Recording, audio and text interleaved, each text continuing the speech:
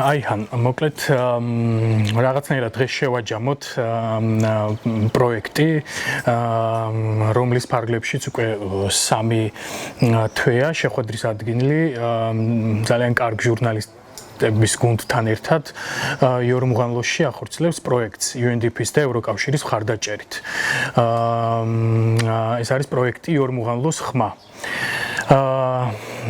როგორც იორმუღანლოს მკვიდრს პირველ რიგში რაღაცნაირად ჩემი მიზანი იქნება გავიგო შენი კმაყოფილება ამ პროექტით, რამდენად კმაყოფილი ხარ და რამდენად ფიქრობ, რომ რაღაცა შედეგს მიაღწევს და რა შედეგი შეიძლება იყოს ამ პროექტიდან, ხო? იორმუღანლოს ხმა, ესე იგი ხალხის ხმა იორმუღანლოში მაცხოვრებელი ხალხის ხმა, რაც ძალიან მნიშვნელოვანია და როგორ ფიქრობ, რამდენად მნიშვნელოვანია საერთოდ რეგიონში მედიის ხმა და რამდენად მნიშვნელოვანია, რომ ეს ხალხის ხმა, რიგითი მოქალაქეების ხმა, მათი ყოველდღიური პრობლემები ისმოდეს, ხო, ეს ამ პროექტის ძირითადი მიზანი. პირველ რიგში მივესალმები და პროექტ გუნდს განსაკუთრებით დიდი მადლობა ამ 3 თვის განმავლობაში გაწეული შრომისთვის. არ არის ჩვეულებრივი ამბავი, როცა იორმუღანლოს ხმა სადღაც ისმის. იმიტომ რომ იორმუღანლო იყო რეგიონი და არის კიდევაც დღესაც სამწუხაროდ, რომელიც ნაკლებად ახსენდებათ, როცა ეთნიკური უმცირესობების დასახლებულ რეგიონზე არის საუბარი, ხო? ჩვენ მიჩვეული ვართ იმ მოცემულობას, რომ როცა არის საუბარი ეთნიკურად დასახლებულ რეგიონებზე, ქვემო ქართლი, სამცხე-ჯავახეთი და ასე შემდეგ, ხო? თუმცა იორმუღანლო, სადაც თავისი მოსახლეობით საგარეჯოს 1/3 აღმედება უკვე და ნახევარს, ასე ვთქვათ, უახლოვდება უკვე ნაკლებად ისმის, იქ მცხოვრები ასე მოსახლეობის ხმა, მწუხილები, საჯიროებები და ეს პროექტი ნამდვილად იყო ასე ვთქვათ განსაკუთრებული ამ მოცემულობაში, რომ ისმის იმ ადამიანების ხმა, რომლებიც არასდროს იყო რაღაც ფოკუსის ცენტრში და ისმის იმ ადამიანების ხმა, რომლებიც მათი წუხილები არასდროს იყო ასე ვთქვათ ამოსავალი წერტილი არც მუნიციპალიტეტისთვის და არც ცენტრალურ დონეზე. აქედან გამომდინარე ეს პროექტი ამ კონტექსტშიც არის ასე ვთქვათ განსაკუთრებით მნიშვნელოვანი. როგორ ფიქრობ, რამდენად მნიშვნელოვანია საზოგადოების ჩართულობა, საზოგადოება რომ ლაპარაკობდეს ხმამაღლა და თავისუფლად ამ პრობლემებზე. აი 15-მდე ვიდეო პატარა სიუჟეტი მომზადდა 15 პრობლემაზე, ხო? და პრობლემები ალბათ კიდევ ბევრია და საკმაოდ აქტიურად საუბრობენ ეს ადამიანები და რამდენად მნიშვნელოვანია ხმამაღლა ამ ხალხის საუბარი პრობლემებზე და რა შედეგს იწვევს ეს ხმამაღლა საუბარი. ჩვენ ვიცმენთ წლების განმავლობაში მოცემულობას, ან იყო ეს გავრცელებული ქალაქური მითი, რომ ხალხი არაფერს არ ითხოვს. თუ თვითგმარი უნდა იცხოვროს ეს ხალხი და ანუ საკუთარი თავით უნდა იყოს დაკავებული დაბადებიდან გარდაცვალებამდე, მაშინ სახელმწიფოს როლი სად უნდა იგვეთებოდეს ამ მოცემულობაში, ხო? და ხანდახან ამბობენ, რომ თქვენი ხალხიო არ საუბრობენო რაღაცა კონკრეტულ საკითხებზე. შესაძლოა ამას ავიღოთ რაღაც კონკრეტულ შემთხვევაში, რაღაც ფრაგმენტულად არსებული მოცემულობა თუ ფაქტად, მაგრამ ამბავი არის ის, რომ რადო არ საუბრობენ, იმიტომ რომ არასდროს ვინმე რამე სახელმწიფო არ უკითხავს ამ ხალხს, რას აწუხებს. როცა მიდიოდნენ ამ მოსახლეობამდე, ხო, საკუთარი გეგმით მიდიოდნენ, საკუთარი პრობლემებითაც კი მიდიოდნენ, რომ აი ეს პრობლემა უნდა გააჟღარო. ან შენი ინიციატივა კი არ უნდა იყოს. ამის კარგი მაგალითია სოფლის მხარდაჭერის პროგრამები, სადაც მიდიან თავიანთი რაღაც წინასწარ გამზადებული პროექტებით და მერე ფორმალურად ეკითხებიან, რომ რა უნდა მოსახლეობას და ბოლოს რაღაცნაირად ისევ თავიანთი პროექტებამდე მოყავთ. კი, იმიტომ რომ ქვემოდან ზემოთ დაწყებული საკითხები, აი ჩვენ მუშაობის ამოსავალი წერტილი არის ის, რომ საკითხები უნდა ამოვიდეს ქვემოდან ზემოთ და არა პირიქით, ხო? ჩვენ უკვე დავიღალეთ ეს ბრწყალებში ელიტისტური მიდგომით, რომ ზემოდან ვიღაცა რაღაცა ბრძანებას გასცემს და ადგილზე ეს პრობლემა უნდა მოგვარდეს, ხო? პირიქით უნდა იყოს, ხალხი უნდა თქვას რა პრობლემის წინაშე დგას და ეს პრობლემა უნდა იყოს სახელმწიფოსთვის პრიორიტეტი და ეს უნდა მოგვარდეს იმ ფორმით, რასაც ამას ითხოვს, ასე ვთქვათ, ამ კონტექსტში თვითონ ხალხი, ხო, აი ჩვენი ადგილობრივი თვითმმართველობის კოდექსი რადო არის უნიკალური დოკუმენტი ამ კონტექსტში და გვეუბნება როგორც იმას, რომ ადგილობრივი თვითმმართველობა როგორც ასეთი არ არის რაიმე სახის ცალკე აღებული მხოლოდ ინსტიტუტი, ხო, ეს არის მოქალაქეთა უფლება და მოქალაქეთა ჩართულობით ადგილზე უნდა მოგვარდეს იმ პრობლემები, რასაც ამოსავალი წერტილი არის ხალხის ინიციატივა და ხალხის ჩართულობა. ანუ ხალხის ჩართულობით უნდა მოგვარდეს იმ პრობლემა ადგილზევე. როგორც ისე ხალხი ამას ითხოვს ადგილობრივი თვითმმართველობისგან, ხო? და ჩვენ როცა ვუწყიდავთ და არ ფიქრობთ თვითმმართველობასა და მოსახლეობას შორის კომუნიკაციაზე და ეს ხიდჩადახულობის აღდგენაზე, ჩვენ მოქალაქეების უფლებას ვუზღუდავთ. იმიტომ რომ ადგილობრივი თვითმმართველობა არის მოქალაქის უფლება. რომ ისარგებლოს ამ უფლებით, მაგრამ ჩვენ დღეს ხედავთ მოცემულობას, რომ ჩვენ რეალურად ვთავაზობთ ადგილობრივ თვითმმართველობას როგორც ერთგვარი ფუფუნება თითქოს ამ მოსახლეობისთვის და ან რაღაც ისეთი, რომ აი ეს რაღაც შეყავათია თითქოს თქვენთვის, რომ როცა თქვენთან კომუნიკაციაში ვართ, თქვენთან ჩამოვდივართ კომუნიკაციაში, შევდივართ, ასე ვთქვათ, განვიხლებთ რაღაცა საკითხის პრობლემებს ვუსმენ, ვითომ და ეს რაღაცა ჩვენ გულით და გეთლინების ამბავია. ეს პირიქით არის. ვალდებული ხართ, ჩამოხვიდეთ და მოვისმინოთ. ეხლა რასაც საუბრობ, როგორც იურისტისგან, როგორც კარგი აქტიური მოქალაქისგან, აქტივისტისგან, არა, გასაკვირი, მაგრამ ერთ-ერთ სიუჟეტში საუბრობს ერთ-ერთი მოქალაქე ეს სახელმწიფოს ვალდებულებებზე, მოქალაქის ჩართულობაზე და ძალიან სასიამოვნოა ამის მოსმენა.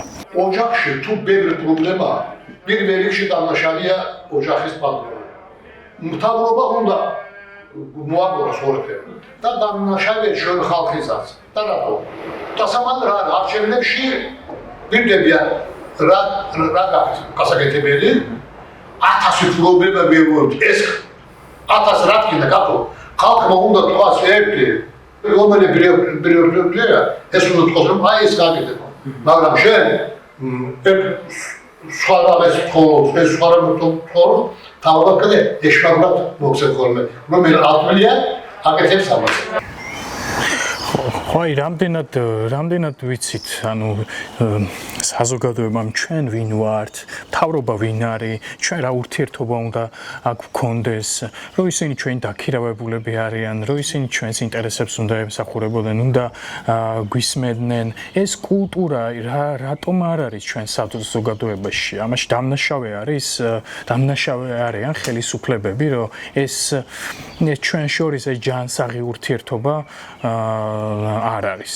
რეალურად ეს სოციალური კონცეფცია, სახელმწიფოს პირველი სოციალური კონცეფცია გვეუბნება, რომ მთავრობა იმის გამო იქმნება, რომ ადამიანების ბედნიერებისგან სწრაფო უზრუნველყოს იყოს. და ჩვენ როცა ვეღარ ვხედავთ სახელმწიფოს როლს ამ მოცემულობაში, რომ სად არის სახელმწიფო, ხო? უკვე იქ ისმება მთავარი კითხვა, რომ ჩვენ ვისგან რას ველოდებით და ვიდეო ამავდროულად გვეუბნება თვითორგანიზების პრაქტიკის ნაკლებობაზე. რომ აი ხანდახან არის 100 პრობლემა, მაგრამ როგორ უნდა დავაყენოთ ეს პრობლემა ჩვენ დღის წესრიგში, ეგ არის მთავარი ამბავი, ხო? იმიტომ რომ სახელმწიფოსგან რეალურად ამ მასივე პრობლემის მოგვარების მოლოდინი არ გვაქვს. და ეს ვიდეოში ამაზე არის აქცენტი, რომ ერთი უნდა მოვითხოვოთ, რომ მოგვარდეს, იმიტომ რომ 100 სხვადასხვა პრობლემას რო ვითხოვს, არც ერთი არ მოგვარდება. ეს თავისი შინაარსით, რომ ასე ვთქვათ, მიყვეთ შინაარსობრივად რეალური მოცემულებაა, მაგრამ სახელმწიფო ზუსტად იმის გამო არის სახელმწიფო, რომ ეს ასევე პრობლემა გაანალიზოს და როგორც სახელმწიფო დაალაგოს პრიორიტეტები და საბოლოოდ ასევე პრობლემა მოაგვაროს. წლების განმავლობაში ყველაზე დიდი პრობლემა და რასაც დღესაც არის ყველაზე დიდი პრობლემა არის ის, რომ ეთნიკური უმცირესობები არასდროს იყო და არის თავისი პრობლემების და თავისი პოლიტიკის ამოსავალი წერტილი. ყოველთვის ვიღაცა ელიტისტური ჯგუფები იგრეყობოდნენ და წყვეტდნენ ეთნიკური უმცირესობების პოლიტიკას და მე აწარმოებდნენ ამ პოლიტიკას. თვითონ უმცირესობები ამ ოთი საკითხთან დაკავშირებით რას ფიქრობდნენ, არასდროს იყო საინტერესო და ეხლაც არის. ეს ხო პრობლემაა, რომ საზოგადოება რაღაცა კომუნიკაცია არ აქვს ერთმანეთში, რომ ერთ პრობლემაზე შეთანხმდნენ, რასაც ეს ადამიანი ამბობს, ერთ პრობლემაზე შეთანხმდნენ, პრიორიტეტზე შეთანხმდნენ და ისე მიმართონ სახელმწიფოს და არა ისე რომ ყველა თავის პრობლემაზე ფიქრობდეს. და ამ ნაწილში მე ძალიან მნიშვნელოვანი მგონია აქტივისტების როლი, აქტივიზმის როლი საზოგადოების გაერთიანებაში ერთი საერთო პრობლემის გარეშე. ეს პეტიციის მეშვეობით იქნება თუ სოფლის კრებები იქნება თუ საკრებულო სხდომებზე დასწრება ამ საზოგადოების. აი როგორ ხედავ რეგიონში საზოგადოების გასაერთიანებლად აქტივისტების როლს და რა გამოწვევები აქვთ აქტივისტებს? იორმუღანოსთან დაკავშირებით ეს პრობლემა გვაქვს, რომ ამის ნაკლებობა, ამ პრაქტიკის ნაკლებობაც გვაქვს. კი, ჩვენ გვაქვს ასე ვთქვათ, იმის პრაქტიკაც, რომ პეტიციას გვაქვს შედანილი დასახლების საერთო კრების მონიტორინგის განხორციელებია, ამავდროულად საკრებულო სხდომებზე დასწრება და შემდეგ, მაგრამ მან რა არის მნიშვნელოვანი, ხო? ამის პრაქტიკა არის შედარებით უფრო ნაკლები, თუმცა რასაც გამოყენებული გვაქვს პრაქტიკაში, ხედავთ, რომ ძალიან მნიშვნელოვანია და ხშირ შემთხვევაში ძალიან კარგადაც მუშაობს, მაგრამ ეხლა არის მოცემულობა იმ კონტექსტში, რომ სრულ ჩაგედილ რეჟიმზე არის სახელმწიფო გადასული და რეალურად რასაც ითხოვ აზრი არ აქვს. მიდიხარ პრობლემით მოგვარებას არ ელოდები და ეს გრძელვადიან პერსპექტივაში ქმნის ფრუსტრაციას, ხო?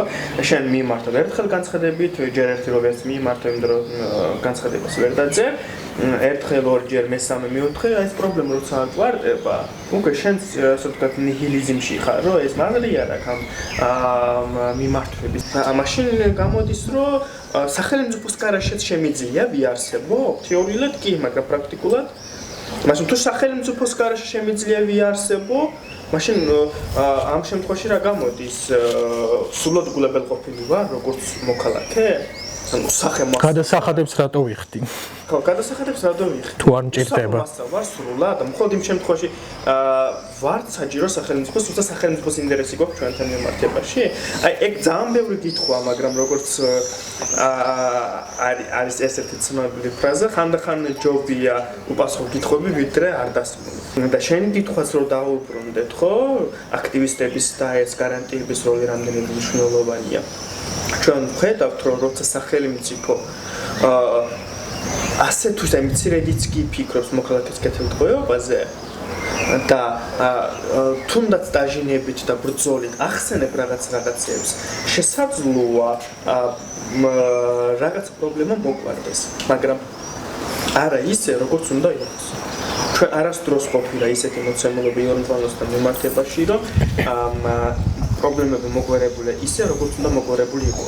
ფაქტობრივად საქართველოში რა რეალობა არის შექმნილი, ხო? სამოქალაქო საზოგადოება სახელმწიფოსგან იცავს მოქალაქეს. და რეალურად სამოქალაქო საზოგადოების არსებობის ფილოსოფია მაშინ გამარიობდა თავიდან, ხო? სამოქალაქო საზოგადოება იყო ასე ვთქვათ, არამომგებიანი სფერო, რომ სახელმწიფოს სადაც იყო სიცარიელე, მოქალაქეებთან ერთად არასამთავრობა ცდილობდა რომ შეავსოს ამ სიცარიელე და სახელმწიფო მიხვდეს სად არის სიცარიელე და ეს თვითონ მერე მიხვდეს ეს რეკომენდაციები, გაიზიაროს არასამთავრობის რეკომენდაციები და მოაგვაროს რაღაცა პრობლემები. და ის არა რომ საქართველოში როგორც ხდება, რომ სახელმწიფო ებრძვის არასამთავრობებს როგორც მტერი. აი, ჩვენ საუბრობთ მოკლედ, რომ ეს ყველაფერი არის სისტემური და ყველას რაღაც თავის პრობლემა აქვს, მაგრამ ეს ამ პრობლემების მოგვარების მექანიზმი, საზოგადოების ჩართულობის მექანიზმი, ანუ სისტემის ნაკლოვანებებიდან გამომდინარე. მაგრამ მაინც რომ დაუბრუნდეთ იორმუღანლოს აი ყოფით პრობლემებს, სისტემას თავი რომ დავანებოთ, აი რომ გაიღვიძებს ადამიანი დღეს იორმუღანლოში რა პრობლემა ხდება, რა ყოფითი პრობლემა ხდება მის ყოფა ცხოვრებაში, ყოველდღიურ ცხოვრებაში, ყველაზე მეტად ხალხს რა აწუხებს, რა უჭირს.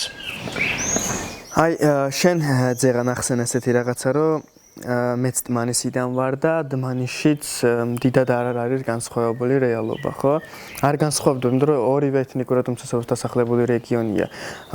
ბოლნისშიც არ განსხვავდება დიდად, არც მარნეულში, ხო? მაგრამ გორში ხო განსხვავდება. ქუთაისში, მცხეთაში, ხო? სხვადასხვა მუნიციპალიტეტებში, სადაც ეთნიკური უმცირესობები არ არიან კომპაქტურად დასახლებული. აი, თუნდაც მარნეულის შიგნით ავიღოთ, ხო? თამარისი და ქვემო საროლი ხო განსხვავდება. ან თამარისი და ასე ვთქვათ რომელიმე ეთნიკური უმცირესობების დასახლებული სოფელი ხო განსხვავდება ერთმანეთისგან. აი ზუსტად იქ არის სისტემური დისკრიმინაცია, როცა ჩამოდიხარ ეთნიკური უმცირესობების დასახლებულ სოფლებში, ეგრევე ხვდები ეგ სოციალურ-ეკონომიკური უთანასწორობა, რის ძინაშეც დღეს დგას მოქალაქეები და ზუსტად ეს სისტემური დისკრიმინაცია ყველაზე დიდი ჩამგრავი ძალა ამ მოცემულობაში. პრობლემაზე მედი აღარაფერი გვაქვს ჩვენი იორმუღალოში. ბევრს შეგვიძლია ვისაუბრო, განათლება, ცალკე აღებული პრობლემა, ხოცხლის პრობლემა, ფერმერების პრობლემა, მიწის პრობლემა, ტრანსპორტის პრობლემა და ასე შემდეგ. ხო, ან თვითმმართველობასთან კომუნიკაციის პრობლემა ცალკე ამბავია, ხო? თვითმმართველობასა და ჩვენ შორის არსებობს ხიდჩადახილობა. საერთოდ ჩვენ ვადარებდით კვლევა ორ საინტერესო კითხვებზე გეტყვით. ერთ-ერთი კითხვა იყო ის, რომ როგორ წარმოგიდგენიათ იდეალურ იორმუღალნოს. და მოსახლეობამ საუბრობდა ბაზისურ საჭიროებებზე. იმდენად შორს ვართ იდეალურ რეალობისგან ჩვენ და მოსახლეობისთვის ბაზისური მოთხოვნილებების დაგმაყოფილება უდოლდებოდა იდეალური იორმუღალნოს. იმდენად შორს ვარ ჩვენ რეალურ მოცემულობისგან, ხო? და მეორე გითხრა, რომ აი ხედავთ თუ არა თვითმმართველობის მუშაობაში თქვენი როლიო, ერთ-ერთი მონაწილემ დამსვა ასეთი კითხვა, ჯერ გითხრეთ იმას, რომ ვიცით თუ არა სად მდებარეობს მუნიციპალიტეტიო. იმდენად ამოვარდნილია საერთოდ ჩვენი ცხოვრებიდან და იმდენად ვეღარ ვხედავთ ჩვენ მუნიციპალიტეტს როლს ჩვენ ცხოვრებაში. თუ სისტემური მიდგომა უმცირესობებთან მიმართებაში არ შეიცვლება, არც პრობლემა არ მოგვარდება. შესაძლოა რაღაცა წინძასვლები მცირე იკვეთებოდეს, ჩვენ ვფიქრობთ, რომ რაღაცა წინძასვლა იკვეთება, როგორც დღეს ხანდახან ვამბობთ, რომ აი რაღაცა უგეთესობისკენ შეიცვალა. მაგრამ პრობლემა ცალკე აღებული, რაზეც ეღრდნობა, ეს არ მოგვარდება. აი, მე ასე უყურებდი, რომ ეს ყოველთვის ვერიდებოდი ხაზი გამისვა ეთნიკური ნიშნით, პრობლემები გამომეყო ეთნიკური ნიშნით. აი, დღემდე ბოლომდე ვერ ხვდები, გარდა იმისა, რომ ჩვენ საერთო პრობლემები გვაქვს, არ აქვს მნიშვნელობა ეთნიკურად რომელ ჯგუფს მივეკუთვნებით, ყველას გვაქვს გზის პრობლემა, წყლის პრობლემა, რა ემატება კიდევ ეთნიკური ნიშნით, რომ უმცირესობაში რა პრობლემა ემატება? დღესაც არის ეგ მიდგომა ზოგადად, აი ზოგიერთი პოლიტიკური ძალის მიდგომაც ეგ არის, რომ აი ჩვენ რადო ეძახით საკუთარ თავს ეთნიკური უმცირესობები, ჩვენ ხო ერთი ქვეყნის ასე ვთქვათ შვილები ვართ და ჩვენ ხო ასე ვთქვათ საქართველოს მოქალაქეები ვართ და რაღაცა და ასე შემდეგ, ხო? ანუ იმის უარყოფა, რომ შენ ხარ ეთნიკური უმცირესობა, იმის უარყოფაც არის, რა სპეციფიკური საჭიროებების წინაშე დგახარ. ფაქტობრივად, როცა უარყოფ ეთნიკურ ასე ვთქვათ უმცირესობის ფაქტორს, უარყოფ იმასაც, რომ ეთნიკური ნიშნით რა პრობლემის წინაშე დგახარ, მაგასაც უნდა უარყო. მაგას ვერ ვუარყოფ, მაგრამ ნახეთ, ეთნიკური უმცირესობაში არ გულისხმება რაოდენობრივად ჩვენ ვართ უმცირესობაში. რეალურად მებით უმცირესობაში ვართ ჩვენ, არადომინანტური ეთნიკური უმცირესობას, ამიტომ ვეძახით, რომ სწორი ტერმინი არის ზუსტად არადომინანტური ეთნიკური ჯგუფი, ხო? მარნეულში რაოდენობრივად უფრო ბევრნი ვართ მაგალითად. იქ ვართ ჩვენ დომინანტური, ნებით არ ვართ, ხო? მაინც 9%-იანი დომინანტური ჯგუფი, ნებითაც უფრო დომინანტია. რა არის ეს კონკრეტულად ეს პრობლემები ყოველდღიურ? იმიტომ რომ სახელმწიფოს ხედვიდან სხვა ხარ. შენ ხარ მეორე ხარისხოვანი და რასაც გაწლევ, რასაც გთავაზობ და რაც მოგიყვარებ, მადლიერი უნდა იყო. იმიტომ რომ ჩვენ ხო ვართ ტოლერანტული ქვეყანა. რითი აიხსნება ტოლერანტურობა, ხო? თუ მე მოგვიყვები არაერთი მაგალითი და ჩვენ ავხსნათ მაშინ სად ვარ ტოლერანტობი, ხო? 45 დღის წინ მაგალითად რომ მოიპოვეს ახალგაზრდა გოგონას ცხეტარი და არ დაეწია ძღილის დონე და მხოლოდ იმ შემთხვევაში დაეწია, როცა უკვე სხვა შემთხვევა მოხდა. ნაკლებად ღირებულია ამ შემთხვევაში ჩემი ცხეტარი თუ რა არის? ხო, ეს ტერმინიც ძალიან ცუდად ჟღერს, მაგრამ ეგ ტაბუ რო ჩვენ ვართ ძალიან ტოლერანტული საზოგადოება, სხვანაირად ვერ გავტეხავთ. ჩვენ უნდა მივხვდეთ, რომ ტოლერანტობა არ არის ის, რასაც ჩვენ ვეძახით ამ მოცემულობაში. ეს არ არის ტოლერანტობა. უამრავი მაგალითია იმის, რომ მიანიშნებს იმაზე, რომ ტოლერანტობა რეალურად არ არის ის, რასაც ჩვენ ვეძახით. და საბოლოო ჯამში ეს სისტემა ნაკლებ სოლიდარობას ელოდებიან საზოგადოებისგან და იმიტომ ბედავენ რომ თუნდაც იმ გოგოს ცხედარს არ გამოეცხადებინათ ზებნა არ ჩაიკეტათ ეს თუ არ გაეხსნათ ესი სახელმწიფო რატო აძლევს თავს ამის უფლებას რომ როგორ ბედავს სახელმწიფო ამას რის საფუძველზე ბედავს ფიქრობს რომ ეთნიკური უმცირესობების მიმართ საზოგადოება ნაკლებად სოლიდარულია თუ რატომ აკეთებს ამას? ხო, აი ეგ ძალიან საინტერესო კითხვაა და რეალურად ძალიან ბევრ სისტემურ ხარვეს უკავშირდება საბოლოო ჯამში, ხო? ეს ამბავით ზუსტად იყო ეს სისტემური დისკრიმინაციის შედეგი. და ჩვენ რა დავინახეთ?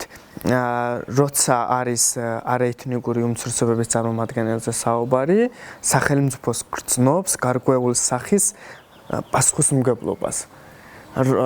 მაგრამ როცა ეთნიკური უმცირესობების წარმომადგენელზე არის საუბარი, ეს პასუხისმგებლობის გრძნობაც იქნება. მე მგონია რომ არც ერთ ნაწილში არ გრძნობს პასუხისმგებლობას, უბრალოდ სადღაც მეტად ეშინია საზოგადოების მღელვარების და მეორე შემთხვევაში ნაკლებად ეშინია. ეგ ზოგადი მოცემულობით რა არანაირი პასუხისმგებლობას რო არ გრძნობს, ამაში ვთანხმდებით ყველა, მაგრამ უმცირესობა ზუსტად რაში იხსნება ეთნიკური უმცირესობა ეგ ნიშანი, როცა ხარ უმცირესობა, ხარ ორმაგ დაჩაგრული. აი ეთნიკური ნიშნით ხო ჩაგრები, რელიგიური ნიშნით ცალკე ჩაგრები, ენობრივი ნიშნით ცალკე ჩაგრები. რეალურად ორმაგად კი არა, სამმაგად ოთხმაგად ხარ, ასე ვთქვათ, ჩაგვრის ობიექტი. და რეალურად ეს აი თვითმმართველობას ვერ მიმართავს, ენას ვერ გამოიყენებ, როცა შენი პრობლემა ხდება, მეორე ხარისხოვანი ხარ, როცა ნაკლებად ხარ საზოგადოებრივ, კულტურულ, სოციალურ, პოლიტიკურ ნაკლებად ხარ თემებს ჩართული სახელმწიფოსთვის. ანუ შენ რო არსებობ ამ ქვეყანაში და რასაც გთავაზობ და რასაც გიყვარებ როგორც შენი პრობლემას, მადლიერი უნდა იყო ამით. მეტის მოთხოვნის შემთხვევაში უკვე ფიქრობენ რომ აი შენ ხარ რადიკალი. როგორ პეტავ და ითხოვ ბაღს.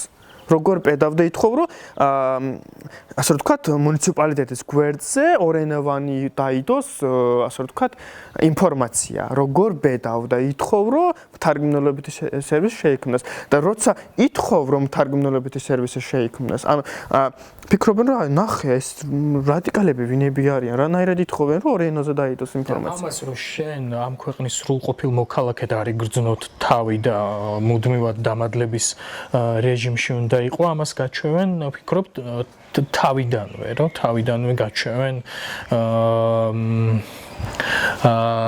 რომ ამ ქვეყნის მოქალაქე შენ არ ხარ. უფრო მეტიც ან სისტემა. კი, ეგეც არის და უფრო მეტიც სისტემა გურძიფელად ფიქრობს, რომ ჩვენ ვართ სხვა.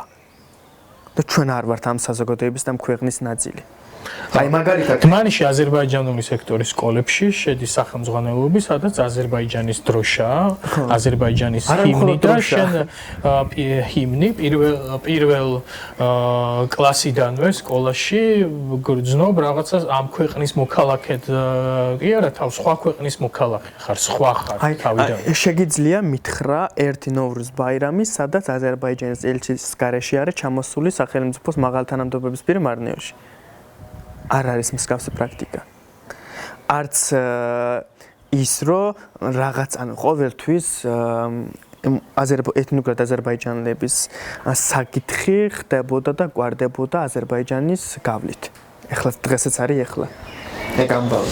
არჩევნებზე არჩევნებზე როგორ გამოიყენეს ეს ცალკე პოდკასტის საკითხია მე თუ მიგითხავ, მაგრამ კი ანუ ჩვენ ზუსტად მაგიდომ არის მნიშვნელოვანი რა ფრაგმენტულად არსებული მოცემულობები ჩვენ უნდა გადმოვიდანოთ უმცირესობების პოლიტიკაში, უნდა დავინახოთ სად არის ეს სისტემური ჩაგვრა როგორ ხდება, ხო? და აი ზუსტად ეგ არის, რომ ჩვენ ჩაგრებით და საზოგადოების რაღაც ნაწილი მაინც დგება და გვეუბნება, რომ მადლიერი უნდა იყოთ. და რატო გვეუბნება ეს მადლიერი უნდა იყოთ? ხო, ჩვენ ისედაც ხო არ ვართ მათთვის ამ საზოგადოების დიდად ნაწილი. მაგას საზოგადოებას კი არ ვაბრალებ და ასე ვთქვათ, კი არ ვეუბნება ეს საზოგადოების პრობლემა. ეს არის ზუსტად ეს ვაკუუმის, ეს შექმნილი სისტემური მოცემულობის შედეგი, რომლებიც მე იშლება უკვე საზოგადოების დონეზე. ჩემი ყოველდღიურობა არის ბრძოლა. მაგას მე ვერ ავხსნი ვერც ერთ დომინანტურ ჯგუფის წარმომადგენელს. მე ვერ ავხსნი, ჩემთვის რამდენად დიდი შრომასთან არის განათლების მიღება, რამდენად დიდი შრომასთან არის განცხადების წერა, წყლისთვის ბრძოლა, რომლებიც ცალკეღებული წყალზე უფლება, ხო? უფლება და არა რაღაც პრივილეგია. ასე ვთქვათ, მიძა რომ უნდა მქონდეს, ხო? და ასე შემდეგ. მე ამას ვერ ავხსნი, რამდენად დიდი ბრძოლის შედეგია ეს ყოველდღიურობა ჩემთვის. მაგას ვერ ავხსნი, იმიტომ რომ იგივეს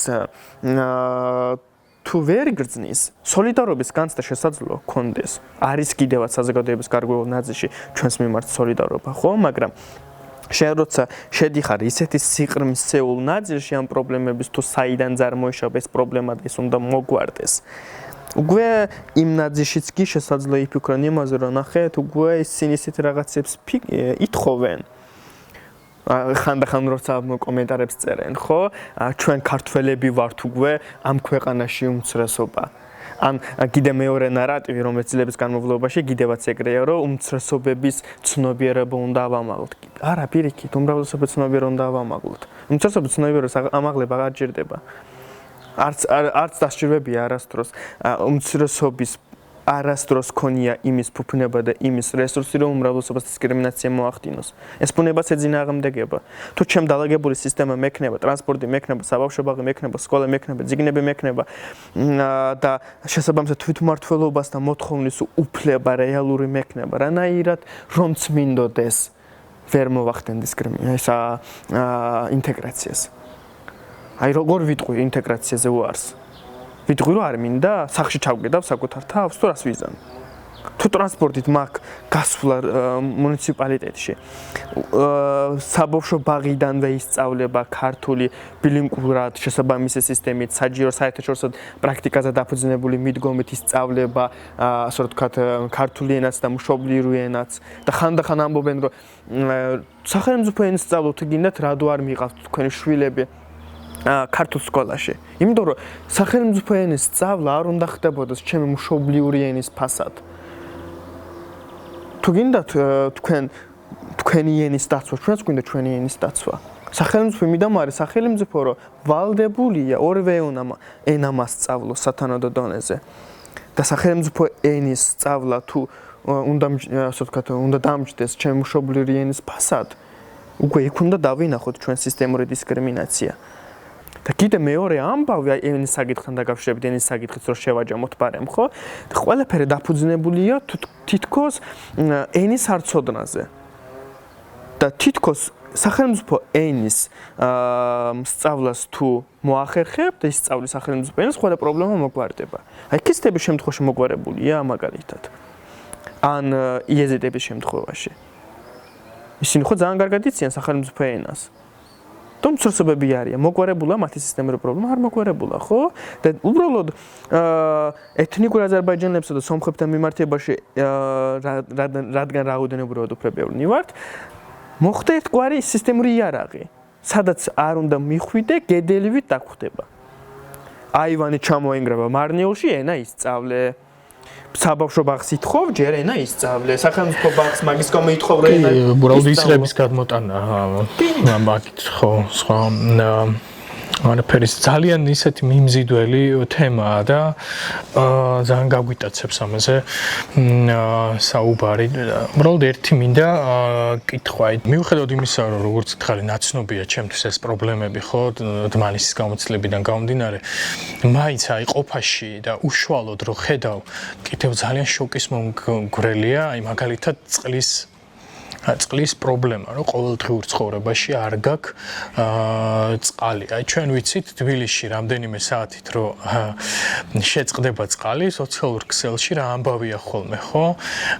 და რა დღეში ვარდება ხალხი.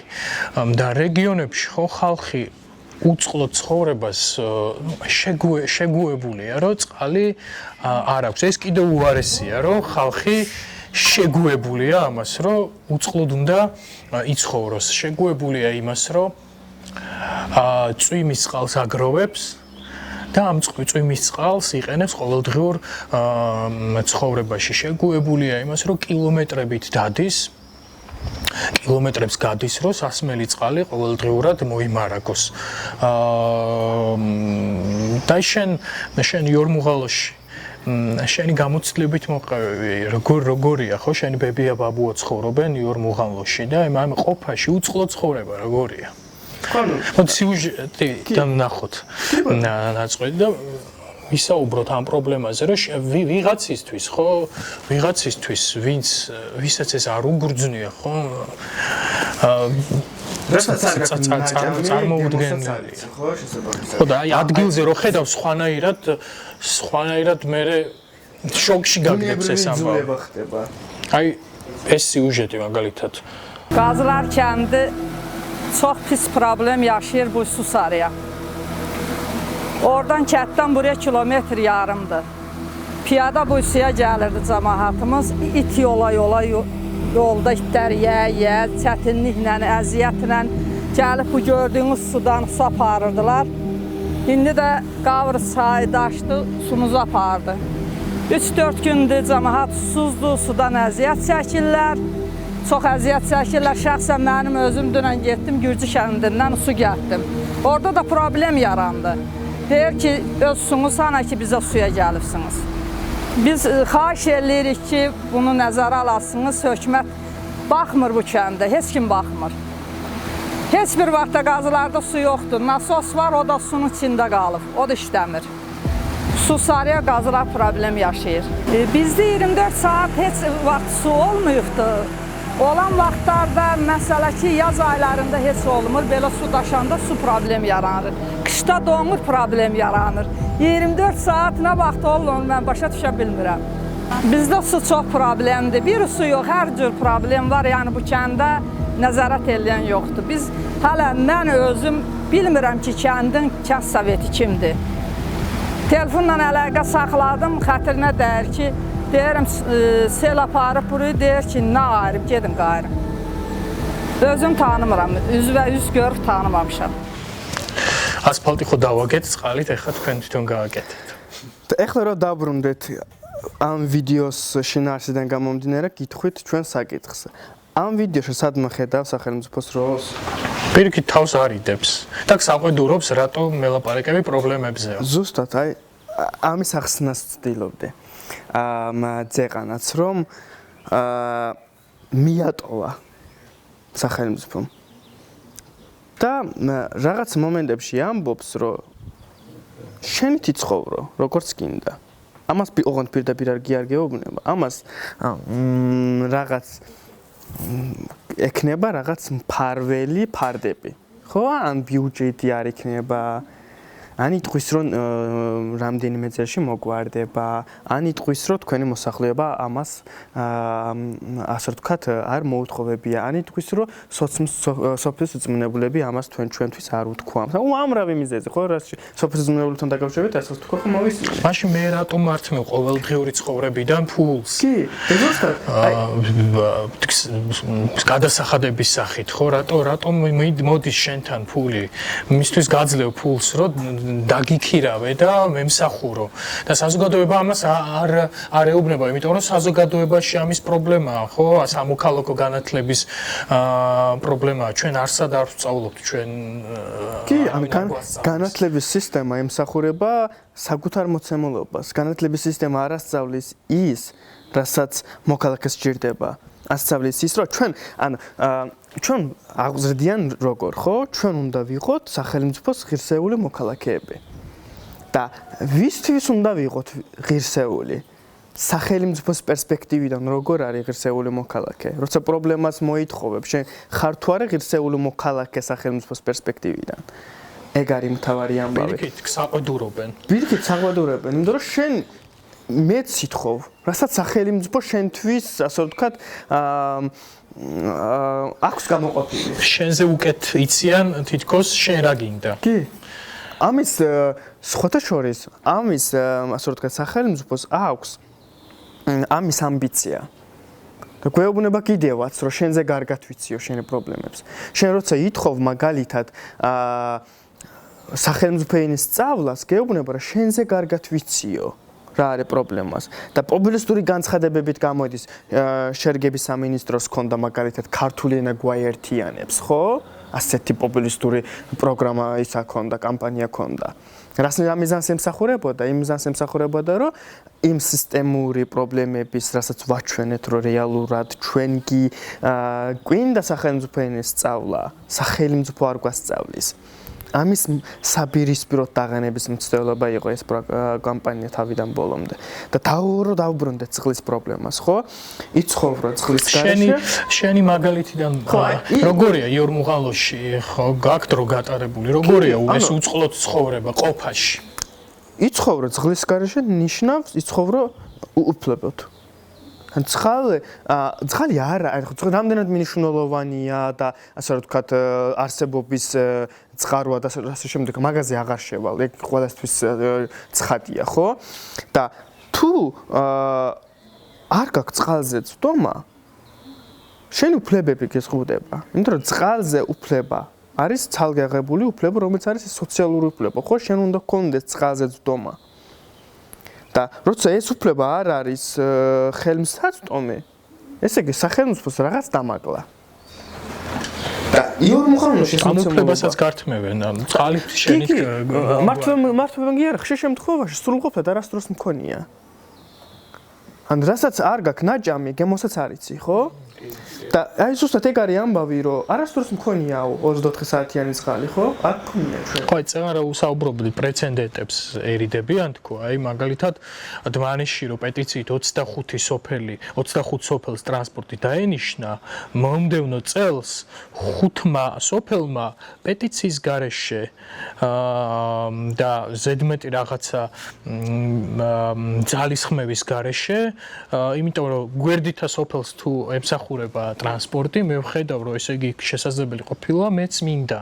დაინახეს ეს პრეცედენტი, რომ მოხდა, ნახე, მოითხოვეს და მოხდა და საზოგადოება უფრო გააქტიურდა, უფრო შეაწუხეს ალბათ თავიანთი სოფლის წარმომადგენელი და 5 სოფელმა დაანიშნინა ტრანსპორტი. ხო და ამ პრეცედენტებს ერიდებიან, რომ ხალხმა გემო გასინჯოს. რომ რა კარგია ესე იგი წყლით ყოფა და არ უნდა შევეგუო მე უწყლოობას. კი ბატონო, ზუსტად ეგ არის, რომ როცა არ გაქვს შესაბამისად და არასდროს გქონია და ითხოვ ამას არ მოგცემს. იმიტომ რომ იცის, რომ თუ აჩვენებს, რომ რაღაცა მოგვარებადია, ან რეალურ პრობლემას მოგვარება როგორ იწყება, ხო? რითია განვირობებული. ჯერ უნდა აღიარო, რომ ეს პრობლემა არსებობს. შენ ამ პრობლემას დღეს ესე გშურო დააღენებ, იტყვიან, რომ ხლა რა ვქნათ, ქუთაისშიც არსებობს წყლის პრობლემა, მაგრამ ჩვენ ხო შეფარტებითი მოცემულობაზე ვსაუბრობთ. ქუთაისშიც არსებობს, მაგრამ ქუთაისში ვსაუბრობ სახში წყლის არ არსებობაზე. მაგრამ ჩვენ დმანისზე და იორმუღალზე ვსაუბრობთ, ვიდეოში დავინახეთ, ხო? რა ფორმის წყლის არ არსებობაზე ვსაუბრობთ ჩვენ. აი, ძალიან მნიშვნელოვანი საკითხი მგონია. ტრადიციების საკითხი და ტრადიციების გადააზრების საკითხი, ხო? ეს არ აქვს მნიშვნელობა ეს ეთნიკურად ქართველები იქნებიან ეთნიკურად აზერბაიჯანელები, ვფიქრობ, ტრადიციებს ყოველთვის სჭირდება ხელახლა გადააზრება დროის კონტექსტში, ხო? აი აქ თოზო საუბრობს. ზოგადად საქართველოში გონია რომ ერთი რეგულაციით, ერთი კანონით, ერთი მიდგომით, ერთი სტრატეგიით მოვაგვარეთ სხვა დანარჩენ პრობლემებს. ფაქტია რომ ეს აღარ მუშაობს. ნადრევ ქორწინების შემთხვევაში დღეს ჩარევა შესაძლოა მხრიდან ხდება, მაშინ როცა ქორწინება უკვე არის. დანაშაულად არ იცვლება თუნდაც ნიშნობა. ეს არის ბავშვის ნების წინააღმდეგი ქმედება, ანუ მშობელმა რატო უნდა გადაწყვიტოს 14 წლის გოგო სამომავლად გაყვეს ვიღაც A ტიპს. ჩვენ გვინდა პრევენცია, იმიტომ ქორწინება რო ხდება, მერე ამ გოგოს გადარჩენა ხდება ძალიან რთული. ვინ არის ამ ამბავში დამნაშავე? სახელმწიფო, ოჯახი, საზოგადოება, ტრადიცია, ვის პასუხისმგებლობას ხედავ? დავიწყოთ ტრადიციის ნაწილით, რომ პირველი კითხვა, რასაც უნდა დავსვათ, რამდენად არის ტრადიცია. და მეორე, აი ადამიანის დაჯერა რო იყოს მაგალითად ლაშაშენი ტრადიცია. რო დაჯერა ადამიანი. და მაგალითად მიხვიდე და თქვა რომ ადამიანს დაჯერა ჩემი ტრადიცია. ამის გამო ვინ გაამართლებს? იტყვის რომ რა ტრადიციაც არ უნდა იყოს, ხო ადამიანი დაჭერი ხო საბოლოო ჯამში. და თუ ეს ტრადიცია რას ცვლის? რამეს ცვლის? თუ სახეზე არის იძულებითი ქორწინება, რომიც იყოს ტრადიცია, ეს რაღაც მოცემულობითი ცვლილებას ახდენს გავლენას? არა, ხო? და შესაბამისად, უბრალოდ სისტემამ შექმნა რაღაცა ცრუ ტრადიცია, რომ გაამართლოს საკუთარი სისტემური ხარვეზი. თოზე რაზეც საუბრობს რეალურად პრობლემის სწორ არ დანახვაზე არის საუბარი. სისტემა სხვანაირად უღურებს პრობლემას, ჩვენ ვეუბნებით სულ სხვა რაღაცას. ჩვენ ვეუბნებით, რომ ნაადრევი ქორწინება შედეგია. შენ სანამ გაიღვიძებ, უკვე დარღვეული ადამიანის უფლება. და ნაადრევი ქორწინება არის უამრავი სისტემური პრობლემის შედეგი. ნაადრევი ქორწინებით არ იწყება პრობლემა. ნაადრევი ქორწინება, როცა ხდება, უკვე იქამდე დარღვეულია იმ გოგონას უფლებები. ზუსტად ამაზე არის საუბარი. განათლების სისტემა როცა ვერ პასუხობს, რეფერირების სისტემა როცა ვერ პასუხობს, სოციალურ-ეკონომიკურად როცა ხარ დაჩაგრული, როცა დასაქმების ადგილი არ გვაქვს, ელემენტარული ბაზისური ინფრასტრუქტურას როცა არ გაქვს ხელმისაწვდომობა, ეგ ყველაფერი ერთიანად მიაქვს ამბავს ნაადრევ ქორწინებამდე. ამაზე არის უამრავი კვლევა. უბრალოდ ამის აღიარება იმ სისტემური ნაგლის აღიარებაც არის, რასაც რეალურად სახელმწიფოს უმოქმედობით არის გამბირობებული. და ამას თუ სახელმწიფოს აღიარებს იმას, რომ მე ფაქტობრივად უნაროდ უმოქმედო ვარ ამ პრობლემის მოგვარებასთან მიმართებაში. ამას არასდროს არ აღიარებს. უფრო მარტივია დააბრალო უმცროსებებს, უფრო მარტივია თქვა რომ ეს არის შენი ტრადიცია, უფრო მარტივია თქვა რომ ეს ნაადრევი ქორწინება პრობლემაა და ამას უნდა მოვაგვაროთ. ერთხელ დავსვათ და პირიქით რომ თვალს ხუჭავ ამ ამბავზე სისტემა, ამით მოიმადლიერო კიდეც ვიღაცა, რომ აი ნახე თვალს ხუჭავ, იმიტომ რომ შენს ტრადიციებს პატივცემ. და ერთხელ დავსვათ კითხვა, ოკეი, თუ ნაადრევი ქორწინება არის პრობლემა, როგორ უნდა მოვაგვაროთ ეს პრობლემა? ინდივიდებზე პასუხისმგებლობის გადატანა ძალიან მარტივია და ხშირ შემთხვევაში ინდივიდების პასუხისმგებლობაც რო იგვეთებოდეს და ამ პასუხისმგებლობის ინდივიდებზე გადატანა შეამსუბუქებს სისტემის პასუხისმგებლობას და სისტემაც მაგას უნდა.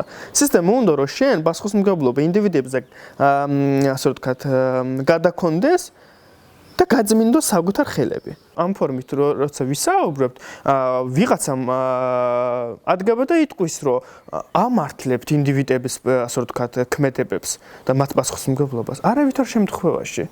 ჩვენ ვსაუბრობთ რომ სისტემამ სად გაქრა. აი რადგან ტრადიციაზე ვსაუბრობთ, შენიანს რამდენად არის კულტურის ნაწილი ეს რამდენადაა თვითონ თემში მზაობა, რომ ამ ტრადიციის გადააზრება მოხდეს.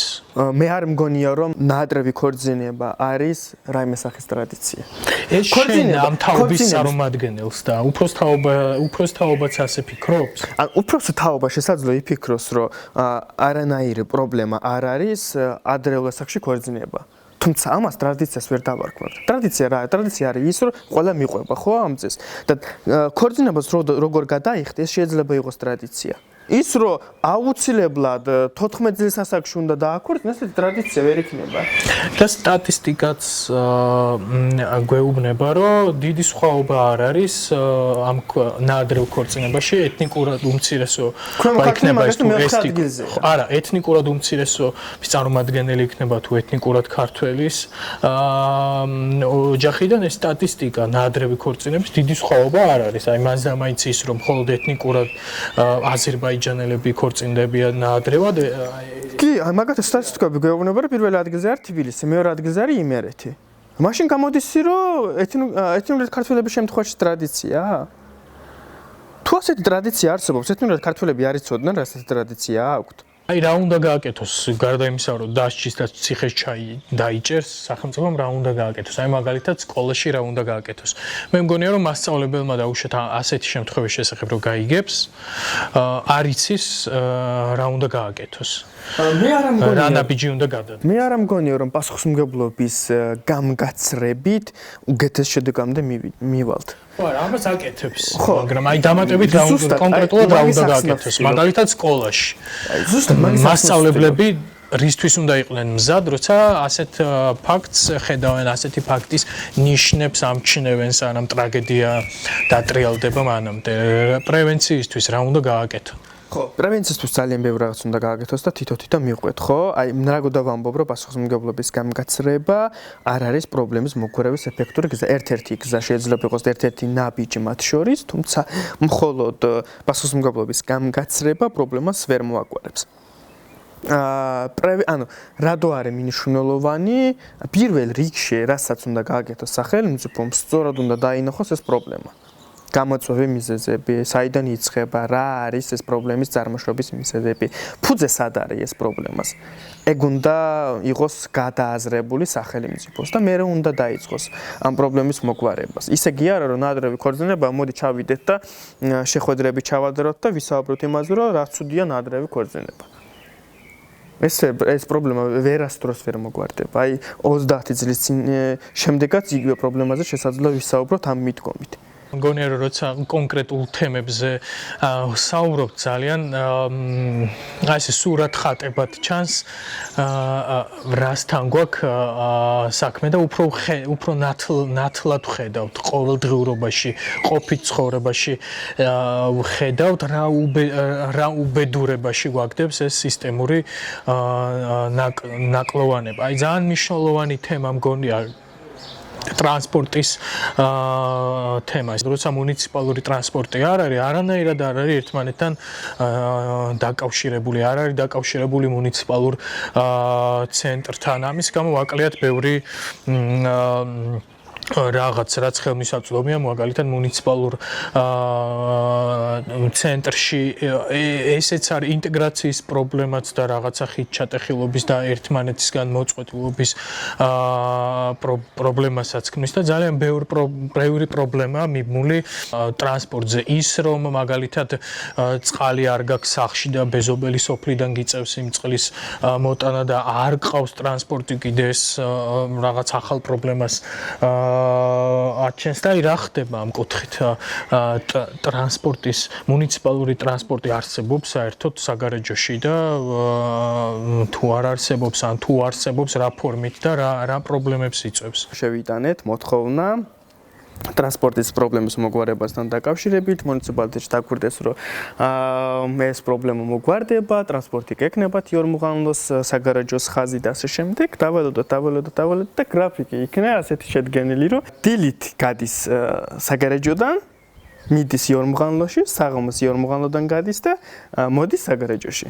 რომელიც საპირისპიროდ უნდა იყოს, ხო? ანუ დილით ვინ უნდა ყოფილიყო აქ რო იორმუღანლოში მივიდეს და საღამოს იქ ვინ უნდა ყოფილიყო რომ საგარეჯოში დაბრუნდეს.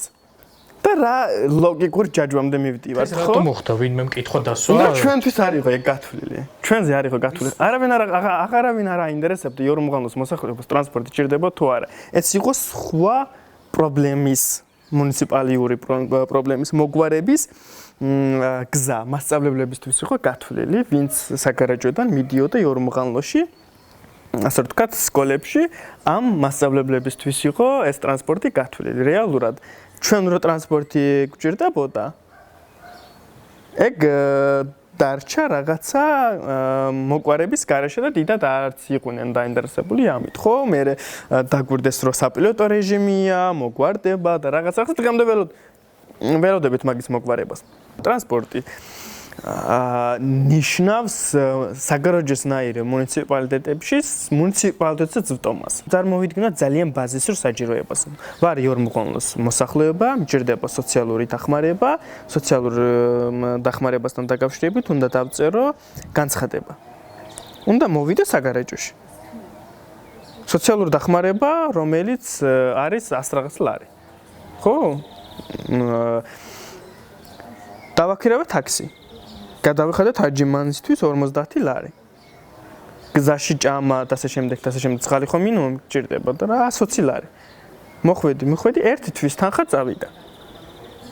სოციალურად დაუცველი, რომელიც იმის გამო მიდის, რომ სოციალური დახმარება დანიშნოს, ერთი თვის ხარჯი მინიმუმ უნდა დახარჯოს იმისათვის, რომ განცხადების დაწერამდე მივიდეს ამბავი. აი ხან დღეს როცა ამ პოდკასტს წერთ, თბილისში უწყვეტი პროტესტის 200 არც მე-6 თუ მე-7 დღეა. აი ამ ამბებში საერთოდ რამდენად არის იორმუღანლოს მოსახლეობა ჩართული? ძალიან კაი კითხვა. და მეორე კითხვა, რომელიც ამასთან ერთად უნდა დავსვათ, ეს პროტესტი რამდენად არის მისული იორმუღანლამდე? ეს აზრი, ეს იდეა, ეს ბრძოლა. რის გამო ხდება ეს რუსთაველში? რას ვებრძვით? რას ვითხოვთ? რა მოხდა, ხო? რა შედეგებთან გვაქვს? რა რეალობაა მოსახლეობას აქვს იმის შეგრძნება, რაც დღეს ჩვენ გაგვიჩნდა საუბრისას, რომ რა პრობლემასაც არ უნდა შევხებოდით, რა თემასაც არ უნდა შევხებოდით, მივდიოდით მაინც სისტემის პრობლემამდე და სისტემურ ხარვესებამდე. აქვს იორმუღანლოს მოსახლეობას იმის შეგრძნება, რომ ის მათი ყოველდღიური პრობლემები ყოველ ნაბიჯზე რო ხდებათ, საბოლოოდ მომდინარეობს იმ სისტემიდან, რასაც მოქალაქეები ამ 200-ზე მეტი დღეა უწყვეტად აპროტესტებენ. ყველა მიცის, რომ მაგის მოყვარებაზე პასუხისმგებელი არის სახელმწიფო. ამას ყველა მიცის. ეთნიკური მცოცებებთან დაკავშირებით კიდე ეს საინტერესო მომენტია, რომ ვინც არ უნდა მოვიდეს ხელისუფლებაში, მათი მდგომარეობა რა შეეცვლება, ამას არავინ არ ჯერა. იმიტომ რომ ეგრე იყო მართლაც. ვინც არ უნდა იყოს ხელისუფლებაში, ჩვენ ყოველთვის ვიყავით უმცირესობა და ეგრეც ვიქნებით. თუ ეს სისტემური ხედვა არ შეიცვლება უმცირესობებთან დაკავშირებით, აი ვინც არ უნდა მოიყვანა ხელისუფლებაში, მაინც იგივე მიდგომა იქნება.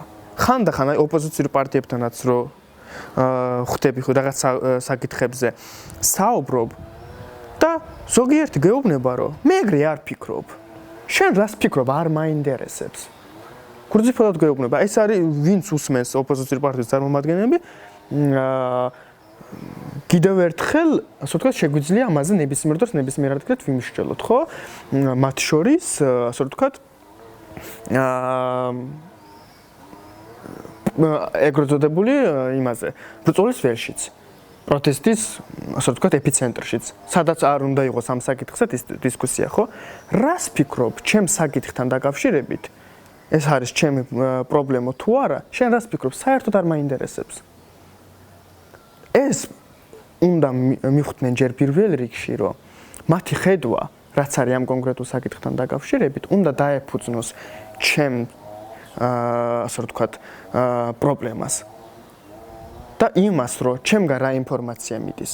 ხო მე როცა ვამბობ რომ წყალი მჭირდება და ფიქრობ რომ იცი რა მე არ ფიქრობ რომ წყალი გჭირდება შენ რას ფიქრობ სულაც არ მაინტერესებს ან განათლების საკითხზე როცა ვამბობ რომ საბავშვო ბაღი გჭირდება და საბავშვო ბაღიდან უნდა დაიწყოს განათლება ან 1+4 პროგრამას პირველი წელი უნდა იყოს უფასო ან ასე ვთქვათ სკოლაში არის პრობლემები და უნდა მოგვარდეს განსხვავებული ხედვა თუ გაქვს კი ბატონო გაგვიწია რომ თუ ჩვენთვის მისაღებია რაღაც საერთო ძერდლები უნდა მივიდეთ არ უნდა იყო ის პოლიტიკური ძალა რომ კონდეს იმაზე ამბიცია რომ ჩემზე გარკვეთ იცი ჩემს პრობლემას ვინც მოვა და როცა მოვა უნდა იცოდეს რომ თავარი უნარი რაც უნდა კონდეს ხალხის მოსმენის უნარი კონდეს იორმუღანლო და ნელვინი აქტივისტი ძალიან აქტიურად იყო ჩართული ამ პროტესტში და ის ეცრას მელებმა ნიღბიანმა ადამიანებმა დააკავეს და შემდეგ დაკავებული მინივენში სცემეს ეს რამდენად ჩამოვიდა ეს ამბავი იორმუღანლოში და რამდენად გამოიჩინეს სოლიდარობა მათი თანასოფლელის მიმართ. ელვინის ამბავი ჩამოვიდა იორმუღანლოში იმ დონემდე, რა დონეზეც ეს საკითხი გახდა საჯარო დღის წესრიგში, ხო? ჩვენ იორმუღანლოს მოსახლეობას ძალიან შეზღუდული გვაქვს მედია რესურსებზე წვდომა და ინფორმაციულ ვაუკუმია საბოლოო ჯამში, ხო? და ეს ინფორმაცია საჯარო გახდა იმ დონეზე, რა დონეზეც იყო შესაძლებელი ამ არსებული მოცემულობის და რესურსის ფონზე. და ესეც ძალიან კაი მაგალითი იყო ეს საამოღო ტოლერანტობის თუ რამდენად ტოლერანტები ვართ ჩვენ რეალურად უმცირესობების მიმართ. რა იყო როცა ცემდნენ ასე ეუბნებოდნენ რომ შენ აქ რა გინდა უთათარო და მიდი ილჰამ ალიევს მოითხოვეო ხო ეგ არის ზუსტად აი ეს სისტემის სახე არის ეს როცა უმცირესობა რაღაც ითხოვს მიდი იქ მოითხოვე აზერბაიჯანში ილჰამთან აი ეგ არის აი სისტემის სახე არისო ეს შენ მისთვის ხარ იქაური იქაც ხარ აქაური ანუ რაღაც არ ხარ არსა და შუაში გაწყვეტილი ხალხივით რაღაც უსახო მასავით ვაგრძელებთ ჩვენ ცხოვრებას. სისტემის იმედი ვიცი რომ არ უნდა გქონდეს, მაგრამ ერთმანეთის იმედი რამდენად შეგვიძლია ჯერ კიდევ გქონდეს. ვიცი რომ რაღაც თანხად შეგროვდა იმისთვის რომ გამოგეხსნათ პატიმრობიდან ელვინი სოფელშიც, ხო? და რამდენად გვაქვს აი ამის მაგალითები, რომ ერთმანეთის იმედი შეიძლება გქონდეს, ერთობის იმედი შეიძლება გქონდეს, რომ ამ სისტემას ვებრძოლოთ, შევეწინააღმდეგოთ, ვაჯობოთ და გავიმარჯვოთ მოქალაქეებს. ერთადერთი რის იმედიც გვაქვს, ეს არის ერთმანეთის მიმართ სოლიდარობის. აი, ეგეც ძალიან საინტერესო ამბავია. ჩვენ ყოველთვის საუბრობდით სოლიდარობის მნიშვნელობაზე. ამისთვის შეიქმნა ერთი ცენტრი, პლატფორმა, პროექტი, რაღაცა კამპანიები, რამდენად არის მნიშვნელოვანი სოლიდარობა და ასე შემდეგ. ხო და ყველამ რაღაც თეორიულ დონეზე სულ საუბრობდით და ხვდებოდით, რომ ტოლერანტობა რამდენად მნიშვნელოვანია, მაგრამ დღეს ჩვენ უკვე საქართველოში გვაქვს პრაქტიკული მაგალითები სოლიდარობის. აი როცა მაგალითად ქაშვეთთან ერთად აღვნიშნეთ ჩვენი ასე ვთქვათ დღესასწაულები, როცა უკვე ჯარიმების ამბავში ხდება თანხის შეგროვება და გადახდა, როცა ხდება ერთმანეთის მიმართ სოლიდარობის გამოხატვა და ასე შემდეგ, ხო ერთმანეთის მხარში დგომა, ერთმანეთის ასე ვთქვათ ძუხილის, საჯროების, პრობლემის თუ სიხარულის გაზიარება და უკვე გვაქვს ჩვენ სოლიდარობის პრაქტიკული გამოცდილება და ვიცით რამდენად მნიშვნელოვანია. და ამიტომ დღეს აღარაფრის იმედი გვაქვს გარდა ამ სოლიდარობისა და აღარაფრის მოლოდინი რომ ჩვენ სოლიდარობით დავამარცხებთ იმ ბოროდებას, რასაც ებრძვის ამ სოლიდარობას. სისტემის იმედი არასდროს მქონდა, არც ამის მერე მექნება. იმიტომ რომ ჩემთვის ყველაზე მჩაგრავი რაც არის ახლა არის სისტემა. აიხან მადლობა და მე იმედი მაქვს რომ ეს პროექტი იორმუღანლოს ხმა რომელიც იორმუღანლოში დატოვებს ონლაინ პლატფორმას სადაც ეს ვიდეოები განთავსდება რომელიც ადგილობრივი ახალგაზრდების ჩართულობით მომზადდა მე იმედი მაქვს რომ ეს პლატფორმა გააგრძელებს ფუნქციონირებას და ადგილობრივი ახალგაზრდები შეძლებენ რომ იორმუღანლოს ხმა იორმუღანლოს მოქალაქე მოქალაქეების, რიგითი მოქალაქეების ხმა მისმოდეს ხმამ ახლა. ჩვენ როცა დავიწყეთ ზოგადად იორმღალნოსთან დაკავშირებით მუშაობას და დღესაც იგივეს ვიმეორებთ, რომ ჩვენ არ გვაქვს იმის ილუზია და მოლოდინი, რომ ერთი პროექტით ყველა პრობლემა მოგვარდება. მაგრამ მნიშვნელოვანია და კარგი დასაწყისია იმისათვის, რომ ცვლილებები დაიწყოს და საბოლოო ჯამში, რასაც ერთ საათზე მეტი ხანია ვსაუბრობთ, ეს ინტეგრაციის პრობლემაზე ეკროწოდებული, ხო, რომელიც ყოველთვის ვეუბნებ, რომ ინტეგრაციის პრობლემა კი არ გვაქვს. ინტეგრაციის პროცესი ჯერ არც დაწყებულა. ზუსტად აი ამ ფორმით შეგვიძლია ჩვენ ერთი, ასე ვთქვათ, ნაბიჯი წინ გადავდგათ იმ მოცემულობაში, რომ დავიწყოთ რეალური ინტეგრაციის პრობლემა და საზოგადოებამ დაინახავს რეალურად იმას, რომ ჩვენ გივართ უმცირესობები ინტეგრაციისთვის მზად, სახელმწიფო არ არის რეალურად. სახელმწიფო არ არის იმისათვის მზად, რომ ინტეგრაცია დაიწყოს. ნამდვილად, მადლობა. მადლობა თქვენ.